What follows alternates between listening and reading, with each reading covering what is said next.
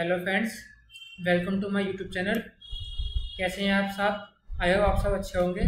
ठीक है, हमने अपनी ऑपरेटिंग सिस्टम की पीपीटी स्टार्ट करी थी, पूरी प्लेलिस्ट हमने बना रखी है।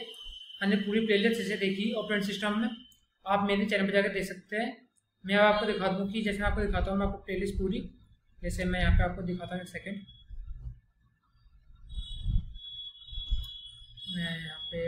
मैं दिखाऊंगा, लास्ट में दिखाता हूँ आपको। ठीक है, कि ये मेरे चैनल पूरी मैं प्लेलिस्ट बनाई है ऑपरेटिंग सिस्टम की, आप वो जाके देख सकते हैं कैसे सर वर्क कर रखा है। या मैं एक सेकंड आपको दिखाता हूँ, एक मिनट देखें लीजिए।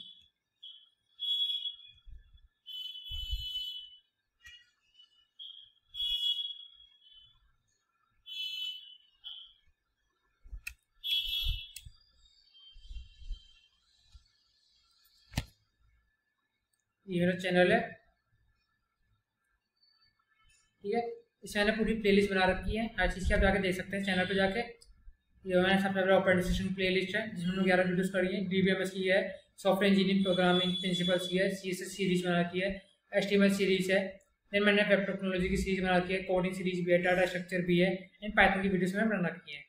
तो हमने अभी तक ऑपरेटिंग सिस्टम में जो भी पढ़ा था, मैं आपको दिखाता हूँ। सबसे पहले हमने ऑपरेटिंग सिस्टम का इंट्रोडक्शन पढ़ा था, देन हमने CPU शेड्यूलिंग एल्गोरिथम पढ़ा था क्या होता है, देन हमने स्टार्टिंग करी थी फर्स्ट कम फर्स्ट सर्व से कि CPU शेड्यूलिंग क्या होता है, हमने पढ़ा था, पूरा सोल्व करके देखा था चार्ट वगैरह।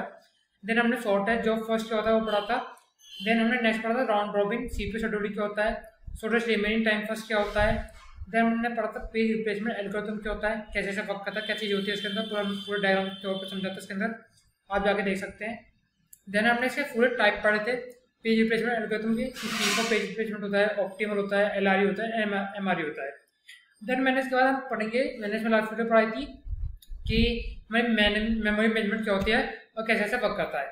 आज हमारा लास्ट ट्यूटोरियल है ऑपरेटिंग सिस्टम का, जिसमें हम पढ़ेंगे डेडलॉक क्या होता है और कैसे ऐसा वर्क करता है। हम पूरी डेडलॉक के अच्छे से पूरा पढ़ेंगे क्या होता है डेडलॉक, क्या नहीं होता है। तो बेसिकली से अगर हम इंट्रोडक्शन पे आते हैं डेडलॉक के, तो वो क्या होता है, इसमें क्या है, सेकेंड, हाँ, डेडलॉक क्या है। Deadlock is a state where a set of processes are block because each process is waiting for the resource held by another process in the set। Deadlock का मतलब, डेडलॉक क्यों होता है, डेडलॉक का मतलब है जो हमारे प्रोसेस चलते हैं, बहुत सारे हमारे प्रोसेस होते हैं, और प्रोसेस जो चलते हैं प्रोसेस हमारे ब्लॉक हो जाते हैं। क्यों?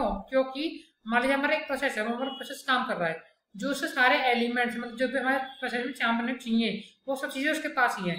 तो जब तक उसके पास है तो उसका प्रोसेस कंप्लीट नहीं हो सकता। तो जितने हमारे रिसोर्स हैं वो सारे उसके पास है, तो उसके साथ दूसरा प्रोसेस रिसोर्स को यूज कर नहीं सकता, उस टाइम के लिए प्रोसेस को खाली बैठना पड़ेगा। जैसे मान लीजिए हमारा स्कूल है, तो स्कूल में टीचर्स है, अब हमारे टीचर्स के पास हमारे रजिस्टर होते हैं, पेन्स होते हैं। अब मतलब एक ही रजिस्टर पूरे स्कूल में वह टीचर के पास घूमेगा, जब तक हमारे एक टीचर का काम रजिस्टर में कंप्लीट नहीं हो जाता, जब तक वो टीचर रजिस्टर को छोड़ेगा नहीं, पूरा रजिस्टर काम करके छोड़ेगा, जब तक टीचर के पास हमारा रजिस्टर है, जब तक हमारा दूसरा टीचर जो खाली बैठेगा, उस टीचर पर हमारा कुछ भी काम नहीं होगा।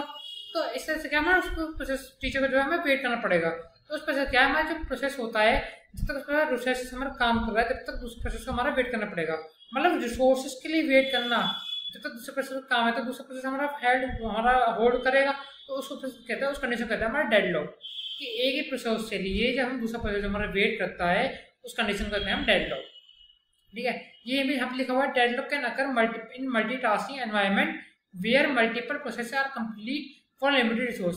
वो जब मल्टीपल प्रोसेस हमारे कंप्लीट होने हो रिसोर्स जो है, मतलब मान लीजिए हमारे मल्टीपल टास्क हैं, अब मल्टीपल प्रोसेस जो है वो लिमिटेड रिसोर्स के अकॉर्डिंग चल रहे हो, तो उस टाइम पे कहता है डेडलॉक होता है। मतलब हम टीचर्स तो बहुत सारे हैं, लेकिन सबका क्या है, हमें लिमिटेड रजिस्टर एक ही है, उसको रोडिंग हमें सब टीचर्स अपनी प्रेजेंटेशन लगानी, जो भी हम चीज़ें करनी है प्रेजेंट लगानी है, एक टीचर है, मतलब जो बहुत सारे टीचर हैं वो एक रजिस्टर के अकॉर्डिंग है, लिमिटेड रिसोर्स के अकॉर्डिंग हम सब प्रोसेस करेगा, तो उसमें क्या है कंडीशन होता है डेडलॉक की।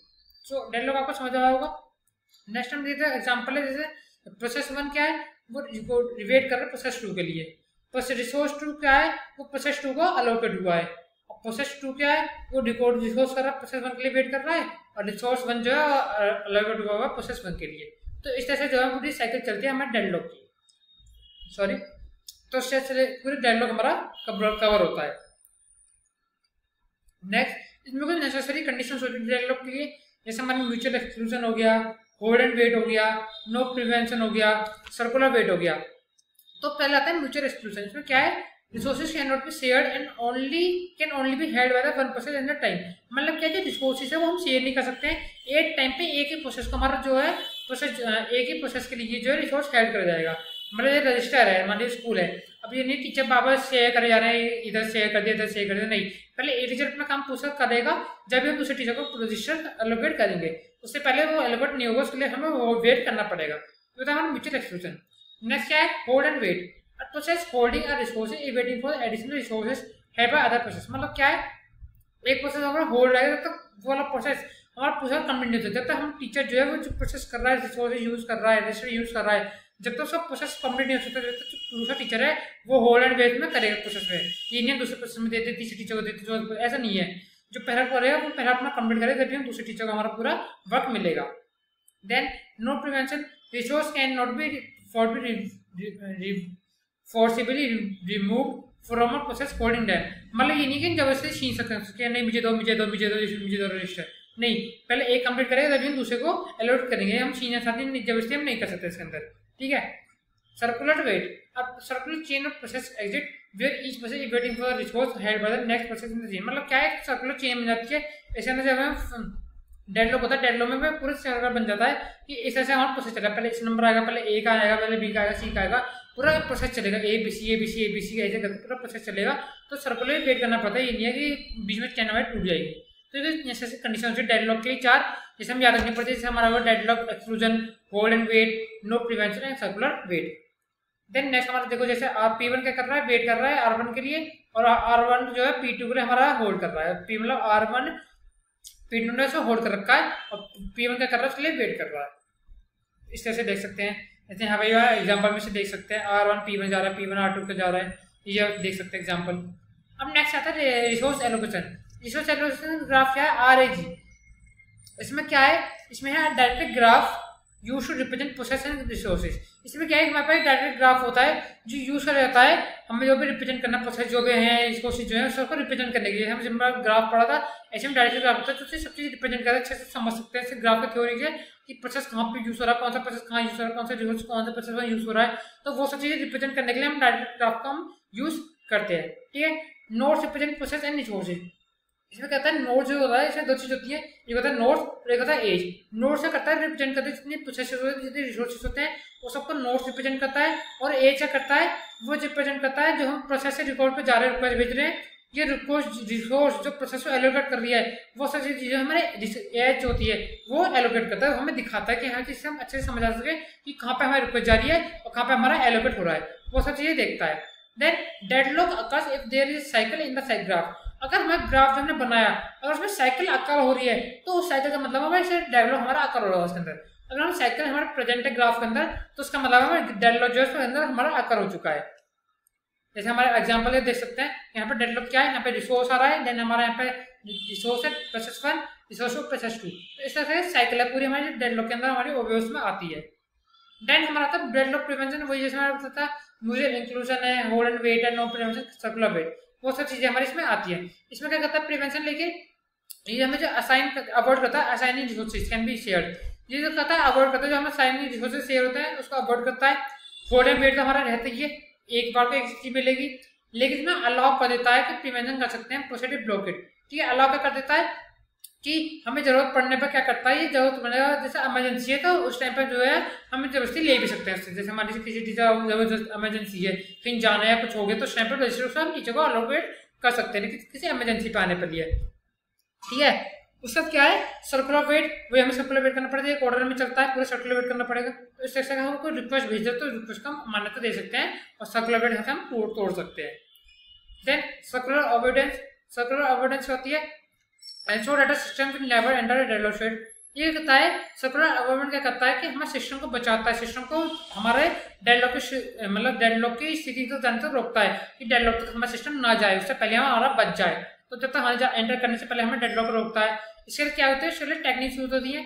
एक आता है हमारा बैंक का एल्गोरिथम, जो कि हमारा पहले चेक कर लेता है कि सेफ्टी प्रोजेक्ट में चेक कर लेता है हमें जो हमारा सिस्टम में प्रोसेस है वो चेक लेता है सेफ्टी है या नहीं, सेफ्टी स्टेटस चेक लेता है जिससे हमारा जो सिस्टम प्रोसेस है वो डेडलॉक स्टेट तक ना जाए, उससे पहले हमारा ये बच जाए। देन क्या कहता है एलोकेट करता है resource only the resulting safe, पहले से एलोकेट करता है रिसोर्सेज को, ठीक है। देन हम इसे क्या कर सकते हैं, डेडलॉक को डिटेक्शन भी कर सकते हैं, रिकवरी कर सकते हैं। और डिटेक्ट कैसे कर सकते हैं, हम यूज कर सकते हैं एल्गोरिथम, जैसे मैंने बताया बैंगर्स एल्गोरिथम यूज कर सकते हैं, जिससे हम डेडलॉक के तहत उससे सिचुएशन से बच जाएं, डिटेक्ट कर सके डेडलॉक को। देन हम यहाँ पे चेक साइकिल कर सकते हैं, जो हमारा रिसोर्स होता है RAG, हम साइकिल से चेक कर सकते हैं, जिससे हम डिलीशन कर सकते हैं कि हमारे डेडलॉक में ना जाए। अगर हमारे डेडलॉक में आ गया है तो उससे रिकवरी कैसे कर सकते हैं, उसके लिए हम terminate process involve in deadlock, जो हम टर्मिनेट कर सकते हैं, हम प्रोसेस को टर्मिनेट कर सकते हैं, नए नए प्रोसेस रिसोर्स कर सकते हैं, असाइन कर सकते हैं नए प्रोसेस को, जिससे हम जो हमारे डेडलॉक को हम रिकवर कर सकें। जैसे एग्जाम्पल रियल लाइफ एग्जाम्पल है, या पढ़ सकते हैं, कंप्यूटर एग्जाम्पल्स है, ये सब पढ़ सकते हैं, सब अच्छे से आपको समझ आता है डेडलॉक के बारे में। लास्ट हमने समरी क्या क्या पढ़ी, ज्यादा बड़ा टॉपिक इंपॉर्टेंट टॉपिक है जैसे डेडलॉक। समरी क्या क्या पढ़ी, ये डेडलॉक अगर होता है कंसिस्टेंटली यूजेस सोर्सेज के लिए होते हैं, सोर्सेज नहीं होते हैं।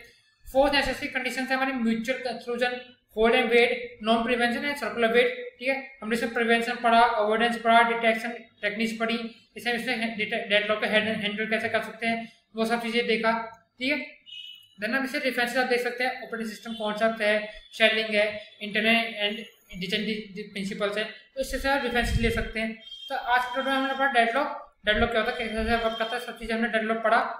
सो आज हमने अच्छे से ऑपरेटिंग सिस्टम पूरा देख लिया, प्रिपरेशन कर लिया है, पूरी प्लेलिस्ट हमने बना लिया ऑपरेटिंग सिस्टम की। हमारा आज ऑपरेटिंग सिस्टम खत्म होता है। आया आपने पूरी प्लेलिस्ट देखी होगी, पूरी प्लेलिस्ट अच्छे से समझी होगी। अगर आपको कुछ भी डाउट हो किसी भी टॉपिक में, आप अच्छा मतलब कमेंट सेक्शन में पूछ सकते हैं, मैं उसका आपको आंसर दूंगा। आप कुछ भी रिलेटेड डाउट हो, जो भी मैं प्लेलिस्ट एक्स्ट्रा बना रहे हैं, उससे रिलेटेड कोई कमेंट हो आप उसमें डाल सकते हैं। अगर वीडियो अच्छी लगे तो उसकी रिकॉर्डिंग में कमेंट कर सकते हैं, अपने दोस्तों को भी शेयर करिए, वीडियो अच्छे से आराम से पढ़ाने में मदद होगी। सो आज के वीडियो में इतना ही, नेक्स्ट वीडियो में मिलते हैं। Thanks for watching my video. अगर आपको वीडियो अच्छी लगी तो please like comment subscribe my channel. आज के लिए इतना ही, नेक्स्ट वीडियो में मिलते हैं। Take care of yourself, bye bye.